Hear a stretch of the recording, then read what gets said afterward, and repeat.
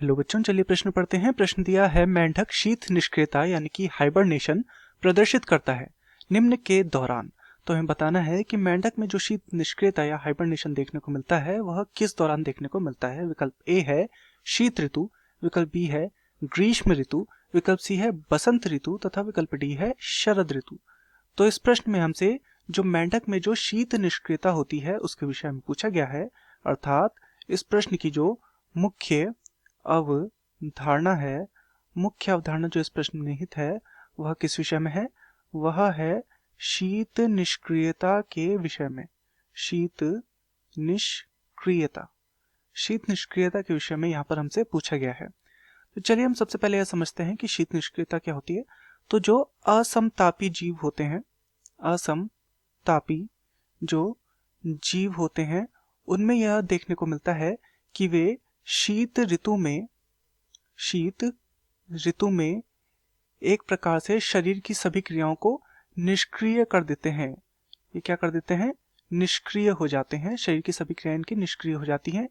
इसी स्थिति को कहा जाता है शीत निष्क्रियता। शीत निष्क्रियता, शीत निष्क्रियता इसे कहा जाता है।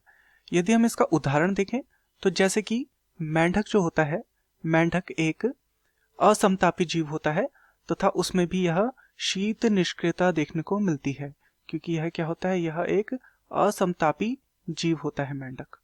इस कारण से इसमें शीत निष्क्रियता देखने को मिलती है। तो चलिए यहाँ पर हम देखते हैं इसका जो कारण होता है। कारण इसका इसलिए होता है क्योंकि ये क्या होते हैं, ये जैसे मेंढक है, मेंढक क्या है? ये है असमतापी जीव है।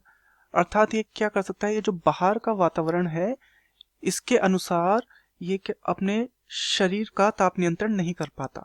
तो ये क्या नहीं कर पाता? शरीर का ताप नियंत्रण यह नहीं कर पाता। जो बाह्य वातावरण का जो ताप है उसके अनुसार अपने शरीर का ताप नियंत्रित नहीं कर पाता, इसलिए इसे असमतापी कहा जाता है।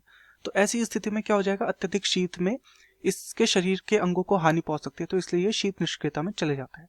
तो चलिए विकल्पों को देखते हैं। विकल्प ए है शीत ऋतु, बिल्कुल शीत ऋतु में ही शीत निष्क्रियता देखने को मिलती है। विकल्प बी है ग्रीष्म ऋतु, तो ग्रीष्म ऋतु में ग्रीष्म निष्क्रियता देखने को मिलती है, ना कि शीत निष्क्रियता। यहाँ पे क्या देखने को मिलेगी? ग्रीष्म निष्क्रियता। तो ये क्या हो जाएगा? ये हमारा गलत हो जाएगा। विकल्प सी है बसंत ऋतु, बसंत ऋतु में यह देखने को नहीं मिलती तथा विकल्प डी है शरद ऋतु, शरद ऋतु में भी यह देखने को नहीं मिलता। तो दिए गए प्रश्न का सही उत्तर होगा विकल्प ए शीत ऋतु में। आशा करता हूँ आपकी यह समझ में आया होगा। धन्यवाद।